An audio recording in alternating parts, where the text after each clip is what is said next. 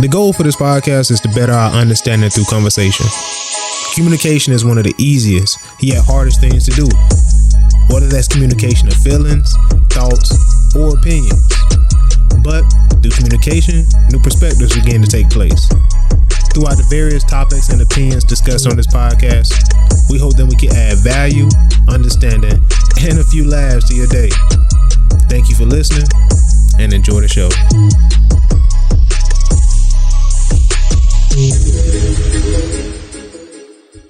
What you want to talk about today? So you wrote, like we was talking on the phone, I wrote down the undercurrent, swim, float, or drown.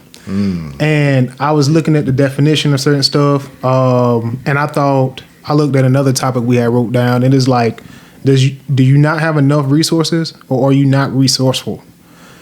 And I kind of think that kind of tied, or the way I was trying to tie that in was the undercurrent, swim, float, or drown, just like in life, you know what I'm saying? And it's like, sometimes we look at it so black and white, like, do you have it or you don't have it? Well, if I don't have it, I can't do it. And it's like a small business, a startup, growing, or how you want to go about doing it, like the Kanye West Sway thing, right? Mm-hmm. So Kanye West's viewpoint was, I guess he was looking at it a more competitive way. Like, I can't compete with these giants. You know what I'm saying? Like, if I want this, I gotta have this resource and that resource. And Sway was like, bro, you know what I'm saying? You Kanye West, you got your own following, bro. Do you serve who you want to serve?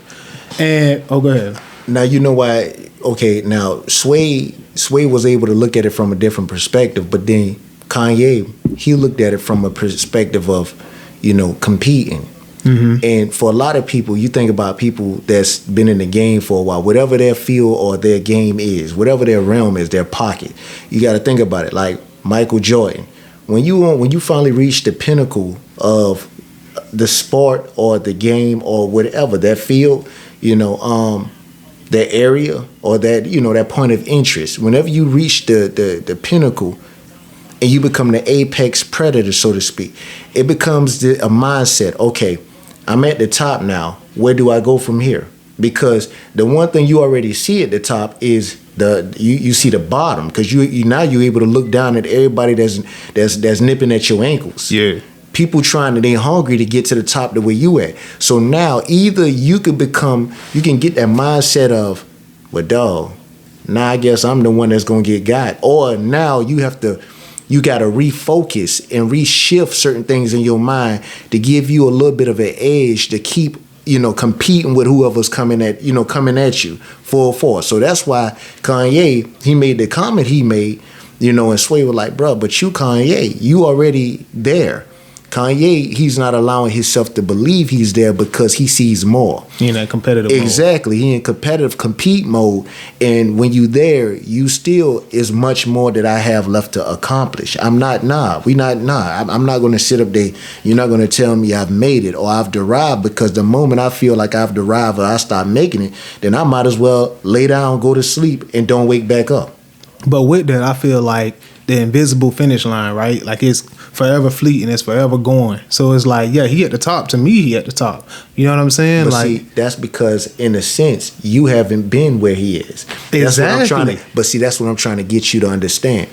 When you look at it from that perspective, and I guess I can kind of understand, because a lot of people come to me, bro, it's about we look at accomplishments differently. To somebody that's never accomplished much or accomplished things in their mind, they'll look at the next person that have accomplished, that has accomplished certain things, and they'll say to themselves, "Dog, man, I could have." That man wrote a book. What? He wrote 2. Then all of a sudden, Sneak. Wait a minute, 3? Mm-hmm. Man, let alone I can't even imagine 1. But again, if you live with that mentality of, I made it, I finally wrote a book, then after that first book, you'll stop. But the thing about it is understanding from that first book, man, yeah, I'm thankful and I'm grateful for the first book. I was blessed to be put in that situation in which, I was able to accomplish a goal for many and a goal for myself. But with that first book, it's a lot that I have to work on. That first book, it's the formula. I was introduced to a formula, but I know now what I need to take and incorporate more of, or what I need to expand upon, what I could add to it, how I can make this a little better next time. So here comes book 2. Book 2 happened, then all of a sudden, this was better than the first one. I give you that. We're not where we need to be at yet. It's still much more to be said. It's still many more stories to be told. On top of that, I still can fine tune some things. I'm not there. You never see it. It's that thin line between being. It's almost like you're not chasing for perfection, but for some they will say he's a perfectionist. I guess in a sense, I can understand that. Like I can understand. My bad, not cut you off, but it's like I get. It's levels to it, right? Because I went once you reach a certain level, then it's like, oh man, they doing this over here. Then let me work on my craft to get there to that point. But it's like the way I was looking at it was like, okay, cool, you Kanye West, you're not getting the resources that you think you need. Use the resources that you have, which is your influence, your relevance, and your following that you have now. You know what I'm saying? People are already buying the shoe. You know what I'm saying? Use that to prepare yourself for it. If you can't get the factories that you want or the merchandise that you want, then use what you have now, and then that following will carry you to the next step. You know what I'm saying? You don't necessarily need to necessarily go higher. You just need to go wider, if that makes sense. But I feel like that's what Sway was saying on that. And again, who am I to disagree with what you're saying? But you say for him, it may be an instance in which he needs to look wider. So maybe the problem is for him, he's looking too wide as it is already. Like when you got to think about when you got your hands in so many different pockets. Yeah, you already thinking wide. Sometimes you got to bring it back in. You got to bring it inward, and you got to focus on certain things. Excuse me, and you got to ask yourself, okay. I was blessed to make it to this point, but what got me to this point in the first place? Sometimes you gotta cross-analyze yourself. Sometimes you gotta sit up there, and what you have to do is you have to be honest with yourself on a very, on an intimate level and on a vulnerable level, and you gotta, okay, now, arrogance aside, where am I? Like, exactly. Why did I get to this point? And again, the one thing he won't say is because when you got a mouthpiece on you and you get to flapping them gums a lot of times, then to be honest with you, you're gonna it's like you messing with the proverbial wasp nest. So when that happens, you got to it's gonna be behind every action is a reaction. True. And so certain things get snatched from you. Yeah, true. Which makes the process a lot harder. Now. Granted, what you saying, when you said what you said, I always tell my children, man, I say to them, I've said to them, I said, okay, if you get in trouble, what I want you to ask yourself before you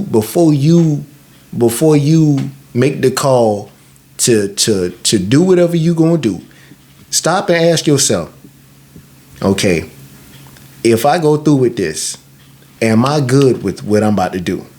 Like, ask yourself on a level, am I good with it to a point to where, I know this is going to get me in trouble. I know the consequence behind it, but is the consequence worth what I'm about to do?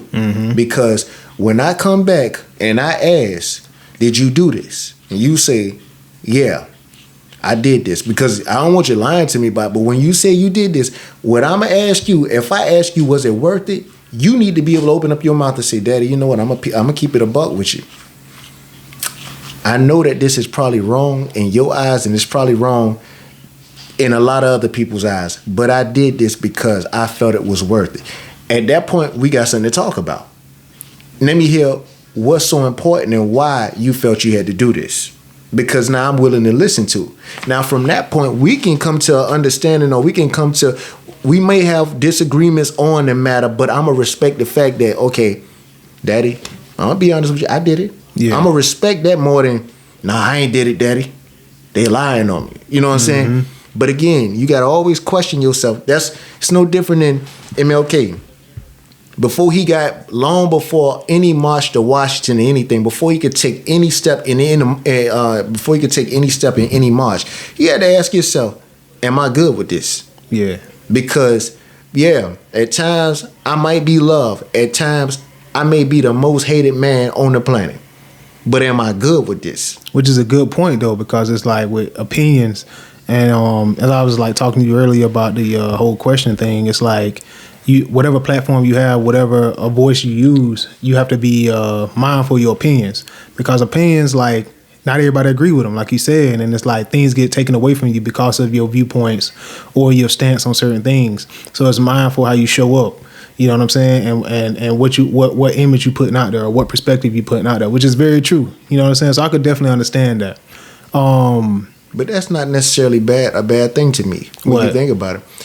Where does an opinion come from? It's a strong belief you have in something anyways. So if something gets taken from you because of your strong belief that you have in something else, then to be honest with you, the thing that was taken from you, that was never for you anyways. Well, it depends though. Like, I feel like if you're talking about like brands, or you talking about business, or you talking about, you know, opportunities, and it's like you share a viewpoint, it depends. For me, it depends on where it's coming from. Like, if is this just a personal viewpoint, is this a strong viewpoint or a strong belief? See, again, that's where we differ at, because again, this is this is just me speaking, man. Yeah. If a brand is taken from me because I have a strong opinion, you know, in where I stand on a certain matter, if a brand is taken from me, right, then to be honest with you, I'm gonna look at this is just me, because I'm gonna understand if I was opinionated on a level and I said something, then this is just me again.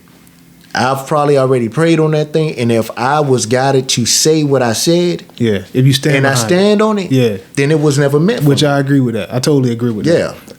I guess I was saying more like, now, if you just brash and you just go out and you just saying things, that's what I'm saying. Like, if you like a different. super opinionated person, again, and you just throwing stuff out there without the consequences. What did I say? Yeah. About, you got to ask yourself, am I good with the consequences? Exactly. Which is a huge point, man.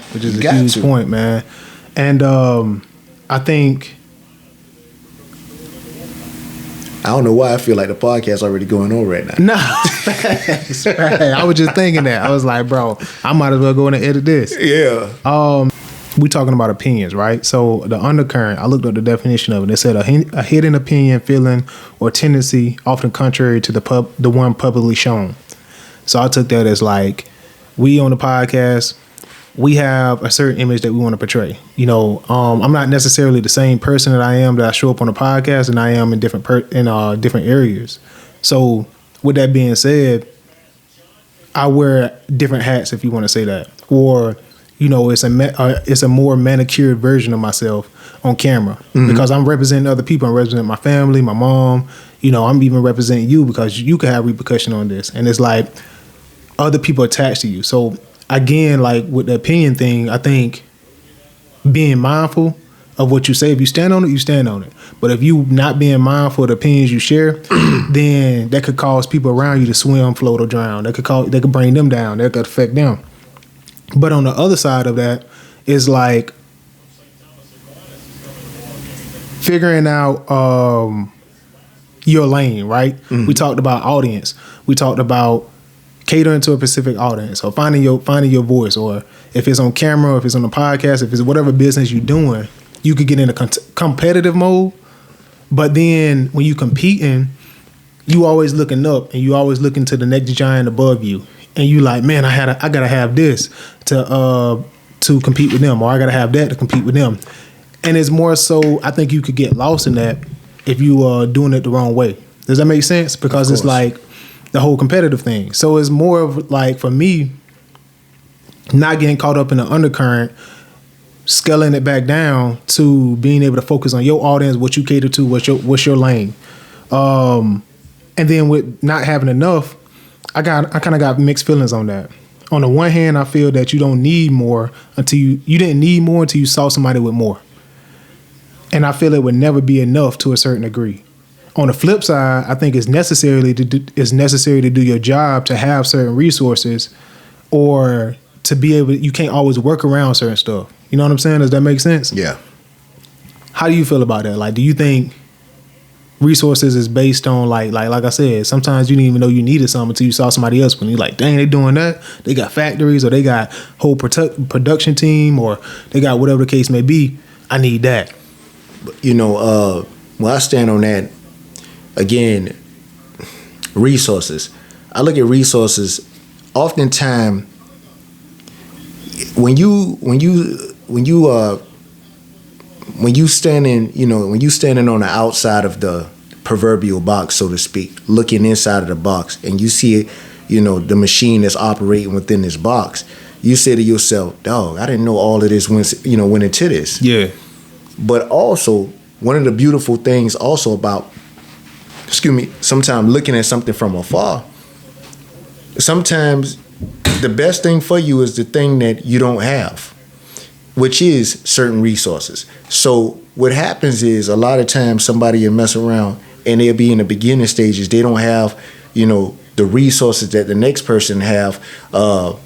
Speaking of like money, they don't have all this money, which means that they can't afford this conglomerate or this large production team. Mm-hmm. So now, hey, we got to figure out how we can shrink this cost somewhat. You know, man, we got, you know, yeah, it's not many of us, but you know, again, we talented. We can still do things. With it. And then let's just be witty in how we do things. So one thing that pops into my mind is like back in the day, man, like it amazes me, man. Sometimes just, you know, being a horror movie fan, I look back at some of the old horror movies from like the 80s, right? 70s, whatever. You look at some of those movies back then in comparison to today and the technology that they have today, and you wonder, bro, like, why do these movies look more scarier than these movies? And then you got all this technology because oftentimes, man, with the technology and all of the money, the big dollars that's thrown into these movies, oftentimes they lose sight of, you know, what actually worked, the formula 100%. That worked at the beginning, because now it's all about flashy. Yeah. And sometimes when something's flashy, sometimes, man, you look back over here, man, look, we need some dust, some cobwebs or something, bro. That make things more, you know, it creates the element that you're looking for. Yeah. But I feel that, bro. I feel like you get blinded sometimes if you have everything at your disposal. Yeah. And then when it get taken away, you don't know what to do.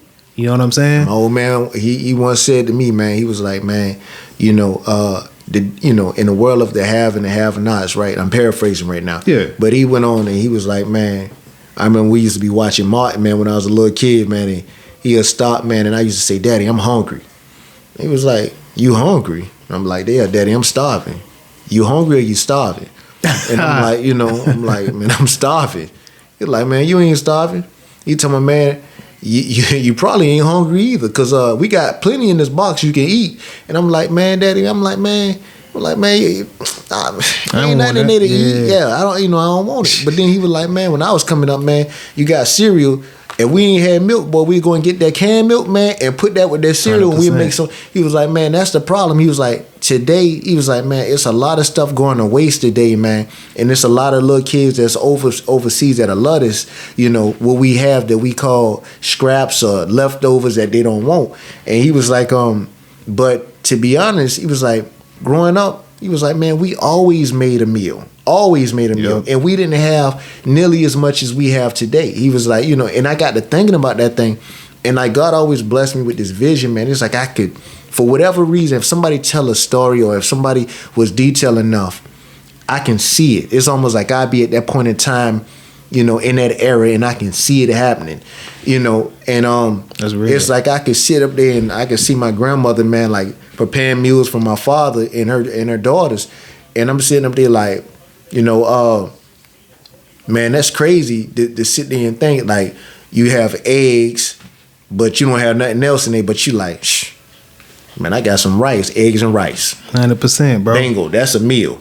You know what I'm saying? Then all of a sudden, man, whoever sitting there thinking to themselves, well, I guess we don't have anything to eat because all we have is breakfast food. Why we ain't gonna turn around? Hey, let's do it again. Bruh. You know what I'm saying? Boy, for whatever reason, breakfast seems like it hit harder at night than it do. Man, look here, but I'm like with it. Yes, sir. Yes, sir. Like, man, we've been doing it wrong all along.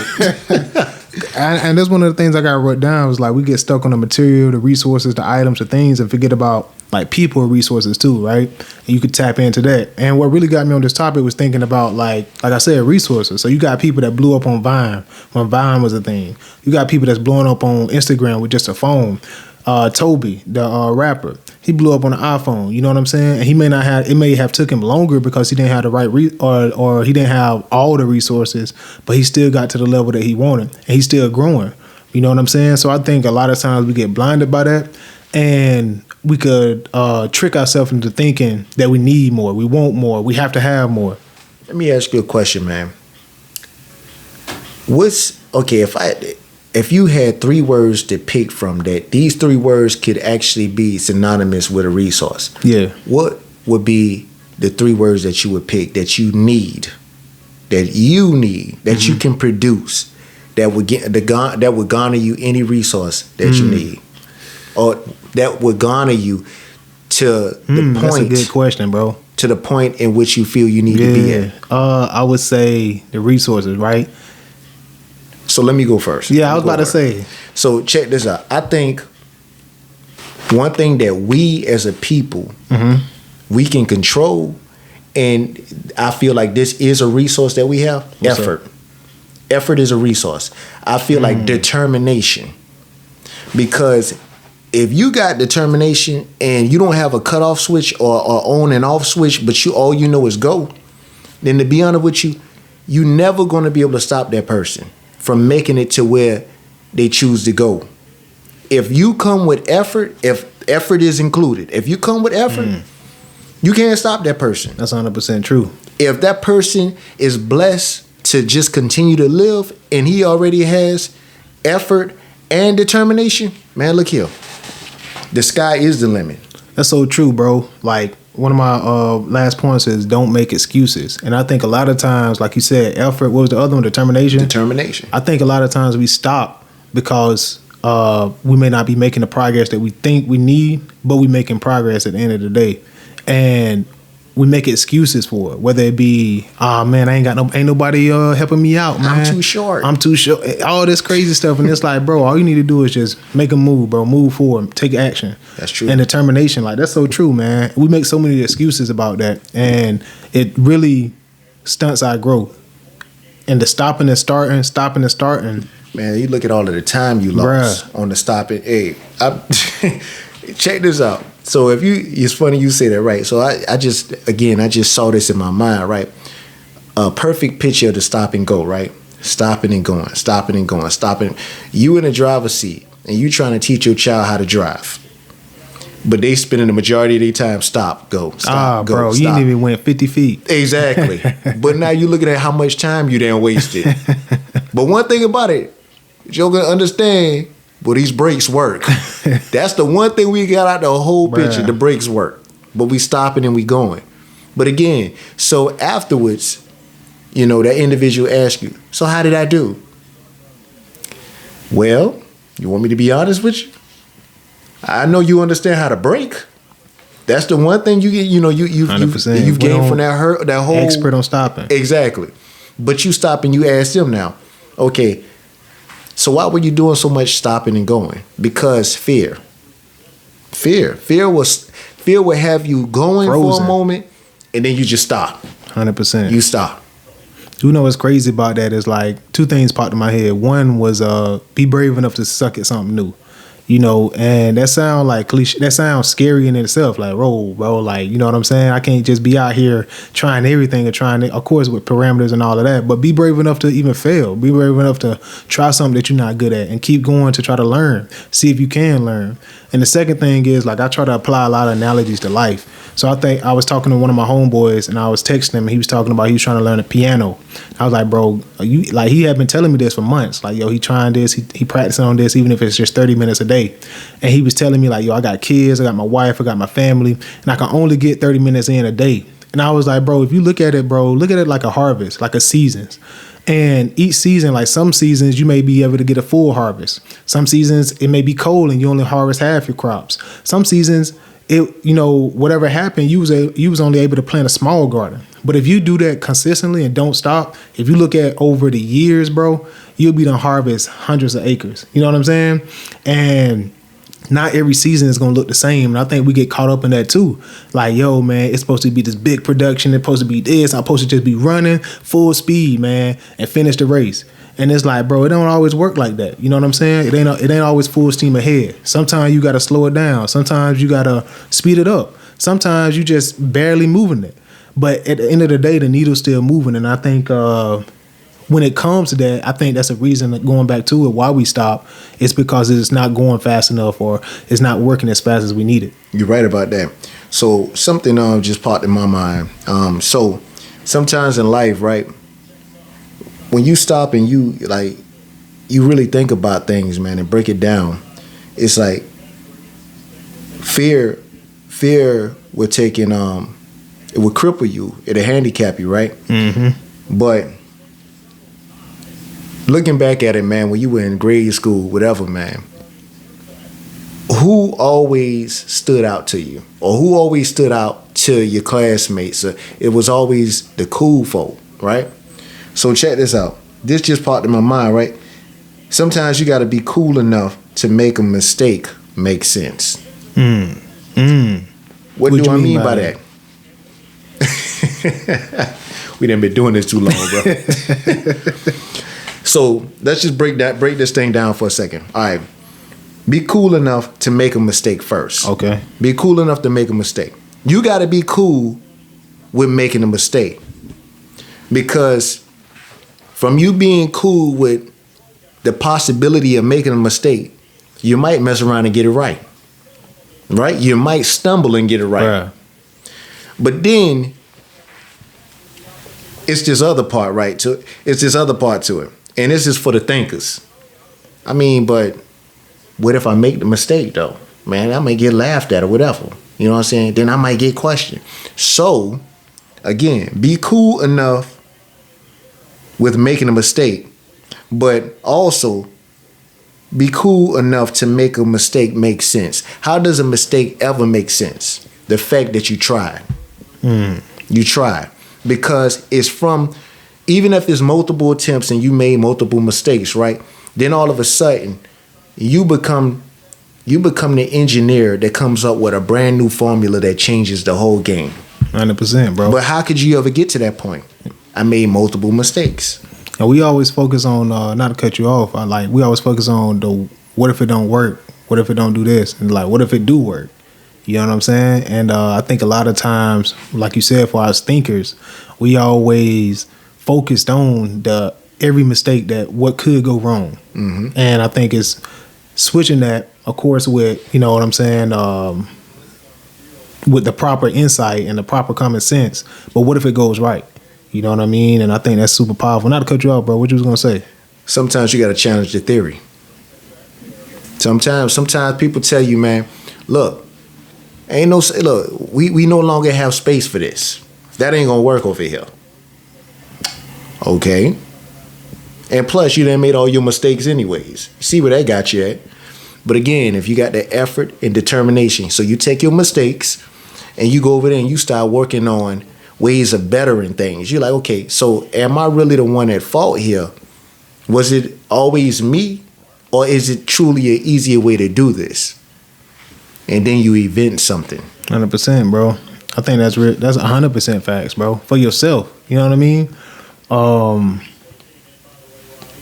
The mistake, right? Like swim, I'm thinking about swim, float, or drown. When you swimming, or when I was learning to swim, like we frantic, like trying to like do it, trying to go fast as we can, trying to do this, trying to hurry up and do this. And you burn yourself out, one, but then you get so tired that you stop and you start to sink. But what they tell you is to calm down. Whenever you're in the water, they always tell you to calm down. Why? Because slow, controlled movements keep you afloat and it moves you forward. You know, and I think with the mistake thing, maybe I could tie it in. It's like, even with trying something new, man, a lot of times when we nervous, whether it be speaking, we get up there and try to rush through the speech or try to rush through it. You know what I'm saying? I think going up there and just saying it how you say it calmly, even if you don't do the best that you think you can do, you learn from it. You're able to rewatch it, or you may be able to listen to yourself, or people even give you better critiques on that. You know what I'm saying? Does that make sense? Yeah. You know, I sometimes when you go up there, well, in life, period, when you can be in a rush sometimes, you can rush yourself to your own demise. Yep. That's what happens through rushing a lot of time. Being in control, sometimes people just treat you different because you carry yourself like you in control. 100%. You can demand a room, the attention of a room, just from looking like you supposed to be there. 100%. Rather than, am I supposed to be here? You don't. Right. So the difference between that's crazy, bro. I'm gonna call this right here the curve. I'm gonna call this the curve. The difference between being a curve is the curve. An exclamation point comes straight up and goes down with a period. So it's a leg and a period. Mm-hmm. Then a question mark is a curve. It's a curve and a period. It's a hook. So you can hook yourself, or either you can just come out there, man, and you can wait an exclamation point. So an exclamation point is no different than an I upside down. So wear the I, but flip it upside down. 100%. If I'm gonna be in the environment, man, I'm gonna try to own the environment. That's what I can do. So I can become the exclamation point. That's so true, man. A lot of times when they be to calm yourself down and you're able to like you said, like own that, be in the present moment, like you notice a lot more stuff. You know what I'm saying? And I just think that's deep because it's like when you rushing, you're not even paying attention to the crowd, you're not paying attention to nothing else. You're just trying to get through as fast as can. But it's like when you're able to calm down and embrace that moment, you're able to feel everything, your heartbeat, how nervous you are. And you're like, all right, cool, let me slow it down. Let me slow my breathing down. And you're able to feel your way through. Mm-hmm. So I think that's dope, man. I think that's dope, bro. You're right, man. It's, back to the curve, man. One thing about the curve, man, is just, you got to keep this in mind, too. The difference in judging the curve, man, it's all a learning curve. Always. So if you understand, man, the curve is a evident. It's just the curve is actually going to always be there. But sometimes, man, you could take the roof off that curve, man, and just give me that straight line down and that dot. That's it, bro. I'm the I. That's exclamation point. Before we go out, bro, you had a question. Man. Yeah. It wasn't really a question, man. I being the type of person that I am, man, I'm always a thinker, man. I've been this way. I just, man, sometimes I find myself just like thinking odd stuff, weird stuff to a lot of other people, but it's more so thought-provoking stuff to me. So I remember when I was young, man, I sat there and I thought to myself, in this interesting world that we live in, I got to thinking, I was like, man, you live in a world that's filled with so many different people that don't mind expressing genuine love, a world in which a lot of people don't mind expressing genuine hate, and everything else. So I got this thought, and I said to myself, I'm like, what if, first of all, I call this the elevator theory. This was my thing. I think I talked to you about this before. Mm-hmm. So I said, man, I'm willing to bet you can get two people from totally different walks of life, meaning that they can live on two different points on the spectrum, and you can have one that say, hey, I hate white people. One say, I hate black people. One that say, I hate women. I hate men, whatever. Mm-hmm. And you can lock them individuals. You can lock them in the elevator. First of all, if you can get them to get in the elevator. So I say two. So for example, if you had one person that hated, let's just say one person that hated black people, one that hated white people, and they hated, these particular people with a passion. Somehow, if you can get them into an elevator together and have the elevator working normal, and then all of a sudden the elevator just trips out on the way to, like, if they in a hotel, whatever, on the way to whatever they need to go at, it trips out. Then all of a sudden, I am willing to guarantee you, if they're in there long enough, they'll begin to talk to one another. Not only just talking to one another, but they'll find, similarities as they talk. 100%. What it would take is an opportunity, and also taking away the judgment that would come from their fellow peers, family members, or whatever else. And when you entrapped in a environment in which you don't feel like you're being judged by others, or it becomes a totally different element, then all of a sudden, man, the rules don't apply no more. Facts. So now it causes you to think outside of your comfort zone, and now you'll find, wait a minute, what was so hard about this from the jump? That's true. Sometimes the elevator could be a simple matter of a sports venue. Notice, man, people coming in, man, feeling however they feel. They go to a sporting venue. Then all of a sudden, somebody put on the same color. Somebody has on the same color that you have on because they represent the same team.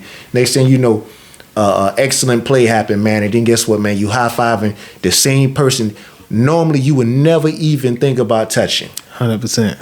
And it's a trip, because now it's that elevator theory, man. Because right now, we share this common thread in which, man, this is our team, bro. Like, we've been emotional off of this team when this team has let us down before. We've been at the peaks and the highs, man, with this team when we've won championships together. All this, but that's what that's what we build and we forge. But really and truly, that shows you, man, building is easy. It's really easy. But it's the parameters in which, man, the barriers sometimes that we put up that stop us from building. So that was one thing that got me to thinking about the elevator theory, right? So on a whole nother note, I got to thinking to myself, I said, okay, if I was ever trapped on the elevator and I could take and I can choose to be trapped on the elevator with 3 people of my choice. And these 3 people could come from any era or wherever. They could be dead or alive, whatever. And you could be trapped on the elevator with them and have a conversation with these individuals. Who would you want to be trapped on the elevator with? What's crazy is because it was crazy about this whole thing. I thought about this years ago, and then I was at work a couple weeks ago, and I met this couple. They were actually leaving. Yeah. They were heading out of town, and they stopped and asked me that question, and it was crazy. Yeah. And they said they had gotten it out of a book or something like that, man. And shouts out to them. But it's just like, it just blew me away, man, because I had already thought about this years ago. But I want to ask you that question, man. Yeah. If you were trapped on an elevator, or trapped in an elevator, and you could, you could be trapped in the elevator with 3 people of your choice from any time period. They could be alive, or they could have gone ahead and went on to the other side, but you could actually have a conversation with these people. Who would these people be and why? I already got my 3, man. One would be Nipsey Hussle. So I feel like modern day, like his business mind and the way he transitioned from his street life to the business world, his whole transition, the books he read, everything. I would just love to pick his brain on that. All right, hold on. So I'm gonna match you. I'm gonna call out go one ahead. now. All right, so one person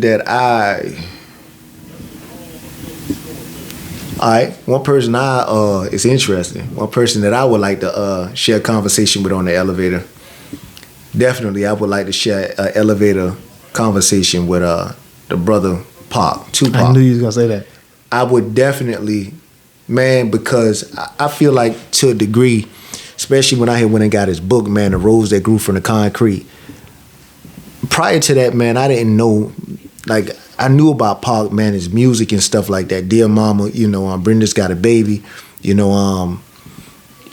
the brother made music. But it's funny because it's like, depending on your walk of life, your favorite Pac song would be different, depending on your walk of life, which shows you the many different layers to Pac. But after reading The Rose That Grew from the Concrete, man, and being a writer myself, it's like, man, I was able to, like, I was able to like touch a portion of his essence, his soul, in a sense, man. And I was like, man, this deeper than what people really even giving it credit for. I'm like, bro, like this brother, it's like I read like a couple different versions of Pac.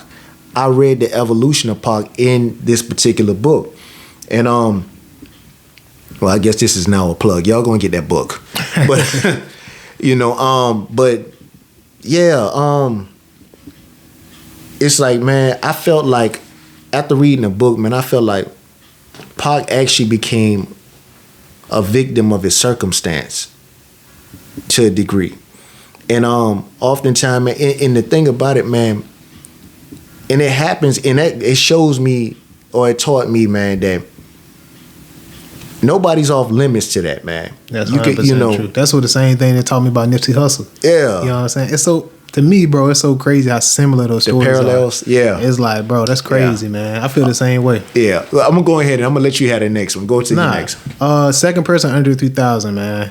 Just because, like, bro, first rap song I ever heard, he was the first conscious rapper, you know what I'm saying, I don't want to put a label, but he was the first conscious rapper, somebody that was talking about substance in his music and told a story that I could follow. He actually is the only rapper to this day, bro, that I really know his lyrics. Like, I know almost all his lyrics, man, and I never took the time to learn nobody else's lyrics, like, to this day.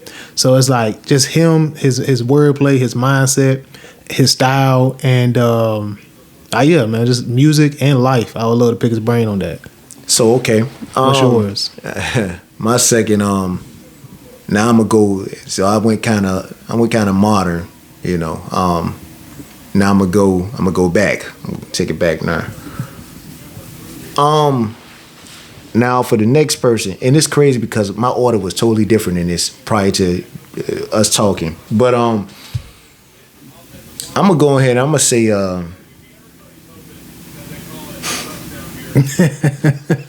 That's how I like that's what my mind work, but it's changing right now as we speak. My mind is like rerouting. That's crazy. Okay, I'm gonna go as a writer, a little biased. So I'm gonna go Langston Hughes. I would like to go Langston Hughes because for him to have been out during the time, like eras intrigued me. And so like the Harlem Renaissance period, that whole era, it intrigues me. To think about people of color being in an environment in which it was stated to be an artistic explosion. Yeah. In my mind, the Harlem Renaissance? Yeah, the Harlem Renaissance. So in my mind, bro, I'm like, yo, like that to me, it's almost like, bro, heaven on earth, the way I see it, the Harlem Renaissance period. And just like you got this it's like this well blended pot of gumbo. And then it's like, man, you got poets, you got, jazz players, blue. It's just like, you That's got true. artists, you got, man, just like, like everybody bringing something to this pot, seasoning it, with their essence, they being. And it's like, man, something beautiful, man. Made history. Yeah, it turned history. Mm-hmm. You know what I'm saying? So, like, definitely, man, I would like to pick his brain, like, coming from Joplin, Missouri, and just like, these train rides and stuff like that, man. I remember I did a report, on him back in grade school, man. And it's just like, I remember when I was reading up on him, man, and like the train rides he would take. It's like, to this day, that's something that I want to do now. So I accomplished one bucket list thing last year, man. I was terrified of planes, dog. Terrified of planes. So I flew for the first time. And now I flew over, I flew to Colombia. So South America. Yeah, so that was different. Like, just, yeah. Oh, you knocked out too. You left the country and flew. Yeah, but you know what? Yeah, I did. I two-pieced it. But I wanna ride on the train, bro.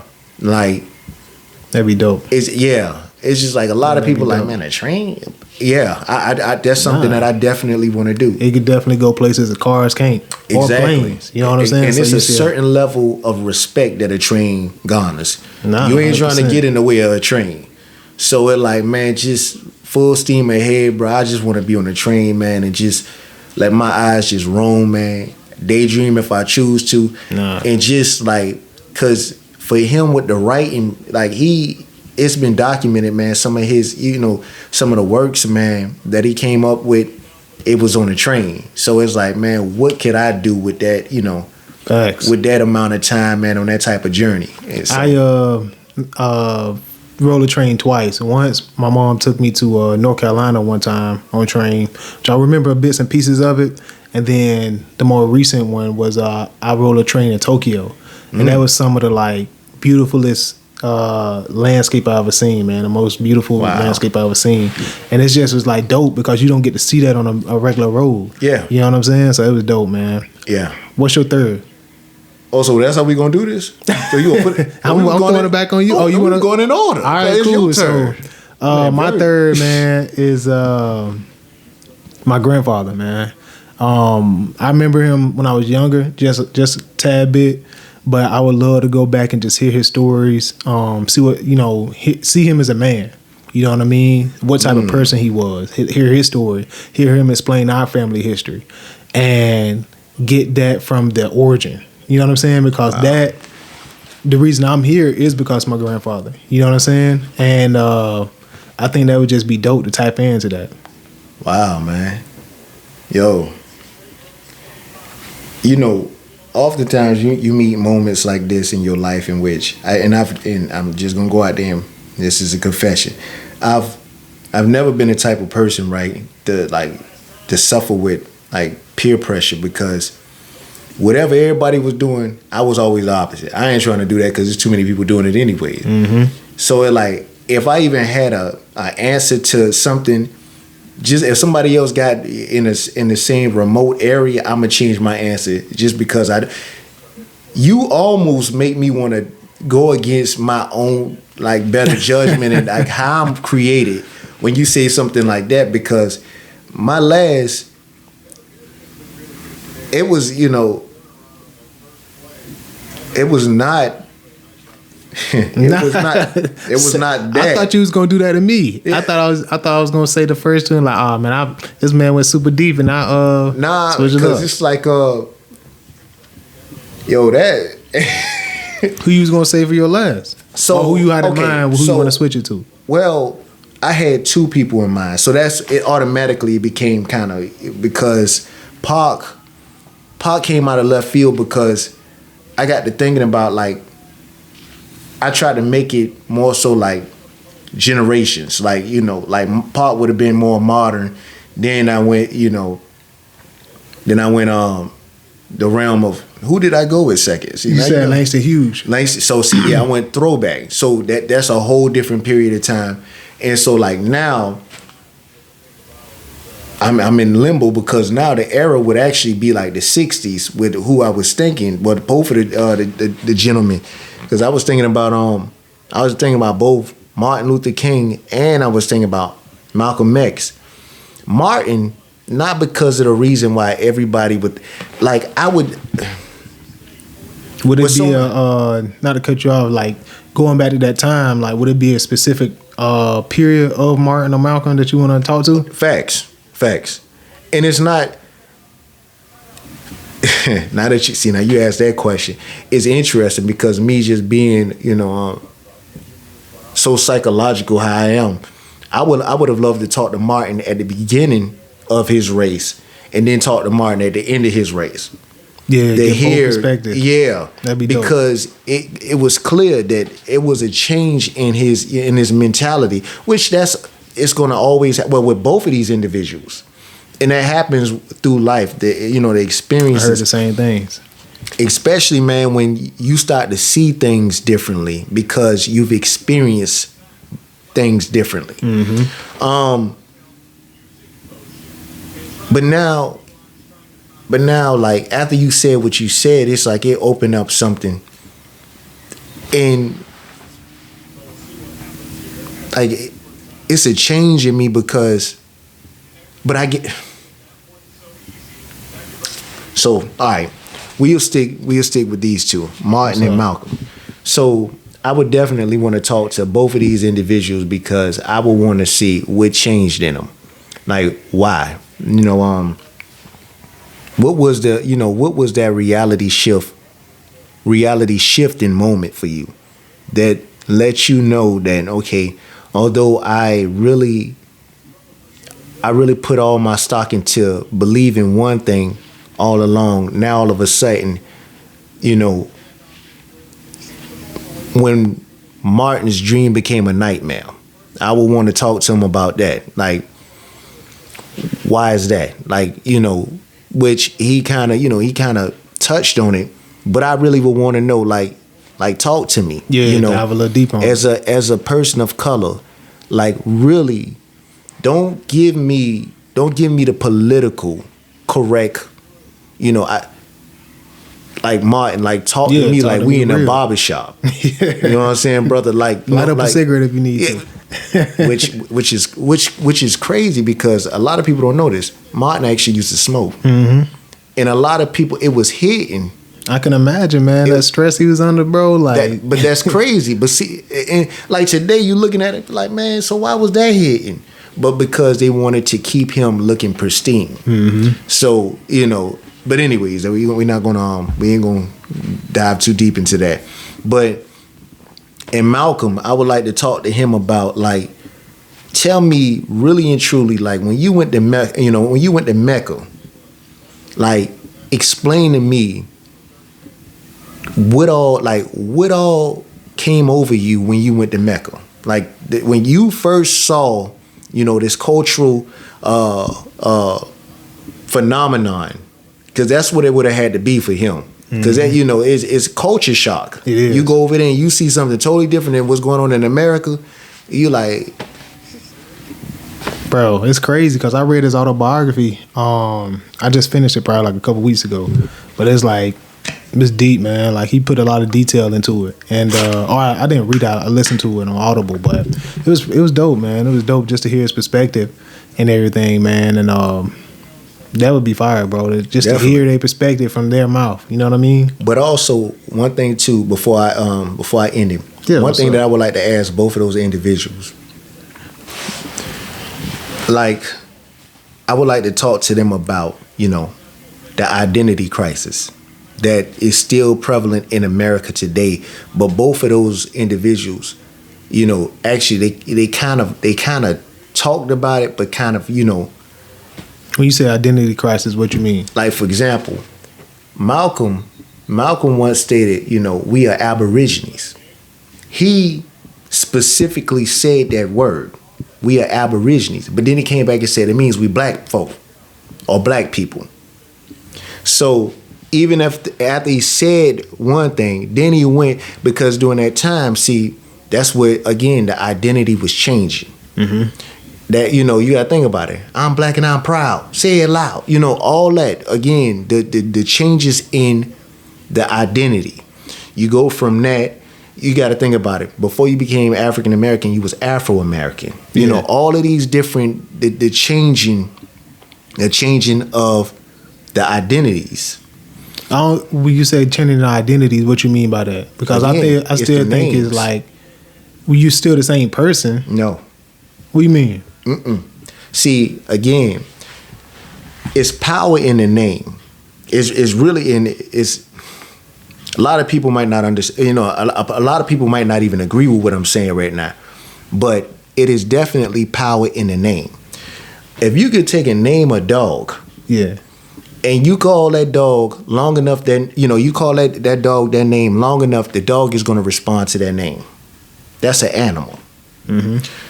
Now, even during slavery, it was stated that certain people's identity was changed. So they went by a certain name, but then they were taken in script of their actual name and given another name. And then long enough, through discipline and everything else, they began to take on to this new identity. So, like, when I think of that, I'm like, okay, in the early stages, if it was just the N-word and Negro, right? The early stages? Yeah. So it's like I'm talking about doing slavery and then after slavery, right? So you talking about people telling you the N-word or Negro, those to me now hold a negative connotation. Maybe it did back then too. Maybe maybe the Negro thing they embraced. I don't know. But so it's you like say today in your in my head now. So it's like back then that's the only thing they had to look at was those two labels. Now you got, like you said, African American, you got Black, you got Afro American, you got Negro, you got all these different terms. So it's like, for me, neither one of those, besides the last two, the N-word and Negro, I don't see nothing wrong with me being called either one of those. Colored, okay, so. Oh yeah, colored too. I forgot about that. Yeah, that too. I don't want to be called that. But like so, Afro American, African American, Black, I don't mind getting called that. So for example, my grand aunt, before she passed a few years ago, like on her birth certificate stated nigga baby. Yeah. That's crazy. That's what was on her birth certificate. Son. That is wild. But see, that what I'm saying, it's like identity. It's like it's an identity. You saying crisis. We associate certain obviously like we associate certain names to certain labels that we were given. But what's wrong with African American, Black, or Afro American? Well, first of all, you say what's wrong with it. By you asking me what's wrong with it, to me, by you asking me what's wrong with it, that's even more of an issue that I have with us not knowing what's not right about it. For example, it's like any other race, man, that exists here in America, or any other, nationality that exists here in America, right? If they're a second generation, if they're born here in the States, second generation, are they classifying themselves as Caucasian American or Hispanic American or Irish American, or you see what I'm saying? I think it's like all right, so my perspective is going to, like, when I was in Japan, right, in the military, like when they asked us what we were, like, where you guys from, or like who you guys, I'm like, we're Americans. That's what we'll say. And then when I'm talking, so cool. When you over there, right? Yeah. That's what you would say. We're Americans. Yeah. When you over there. Now, if they get deeper. But see, hold on. I don't mean to cut you off. No, go That's ahead. what you say when you over there, right? Mm-hmm. But why you can get away with saying that on somebody else's land, but then you come back to your own land and then you're African American. So you saying like, why is not one generalized thing? Which is a good point. I never thought about it like that. I think for me, the way I always looked at it was like, if I'm talking to one of my friends, it's like, they'd be like, oh, I'm Hispanic, or oh, I'm Asian. And it's like, okay, now I understand what region you came, or I wouldn't even say region, but I understand like your culture, like but where see, you from. Most of your friends that say that, that's because in all realness, they were most likely born in a different region. And for whatever, Not even well, I don't think I ever asked any of them where they was born at. But I assume like with their culture though, you never assume though. See, for example, what I mean by that, most people that were born here in America, yeah. And I ain't gonna lie, it's just the pride of America. Most are gonna tell you, I'm American. I'm from America. Yeah, but I think they classify themselves as a nationality too, though. No, but see, if you ask them, okay, what's your... My bad, not nationality. Ethnicity. What's your heritage? Then they'll tell you, I'm Hispanic. Yeah. That's what they'll tell you. But what I'm saying is this here, man. Second generation, normally, they'll tell you, I'm American. A lot of times they'll tell you I'm American. I'm, whatever. I'm born here in the States. A lot of us, man, we not second generation. We ain't third generation. You know what I'm saying? A lot of us, we ain't fourth generation. We ain't fifth. Like, for a lot of us that actually can do our research, man, and do it the right way, we actually find out, man, our roots, bro, like, our fingerprints, man, our DNA is all over this soil. Meaning America. Like, we help create America. We built America. And even for somebody that can help create, that can build, America or whatever, and and I'm not trying to make it seem like, man, I'm looking for accolades and stuff like that. But I feel like the least that you could do, man, just, acknowledge us as being Americans, if that's truly who we are. And again, I told you before, I told you to look up that definition of American. If you can find Webster's definition, the very first Webster, I forgot what it's called. The first edition. If you can get your hands on the first edition, and it was, I think, 1828, something like that. Don't quote me on that. But if you can actually see what the definition was during that point in time on American, it tells you right then and there. That American definition doesn't look like the American that you think of, or most people would think of today. It's changed. But that's most definitions. That's how it is. That's true. That's what happens with most words. That's why my issue is this here. You cannot lose track of your own history. You can't sit up there and depend on somebody else to tell you your history, because that means if you will become doomed by someone else's pen. If you counting on them to tell your own history, you got to be out there. And what you need to be doing is, why is you living? Why is you have that elder in your family still living?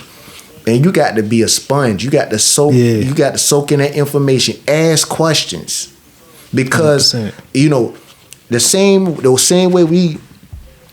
way we look at ingredients, man. The ingredients to our favorite dishes and stuff like that. Well, man, when Big Mama passed away, boy, that's it for we do that with recipes. We'll do it with the recipe, but what about us? We are the recipes, 100%. But we'll lose that willingly.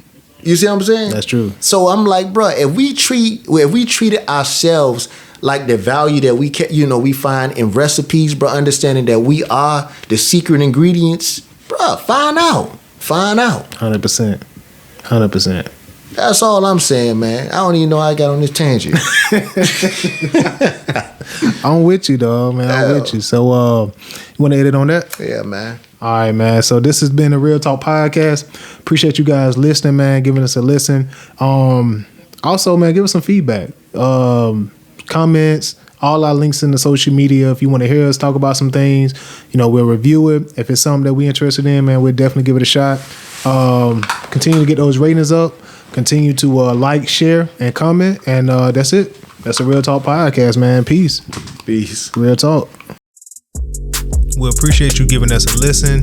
If you like this episode and would like to engage with us or support, reach out through our social media platforms, linked in the description, and tune in every Thursday to check out new episodes. See you next week.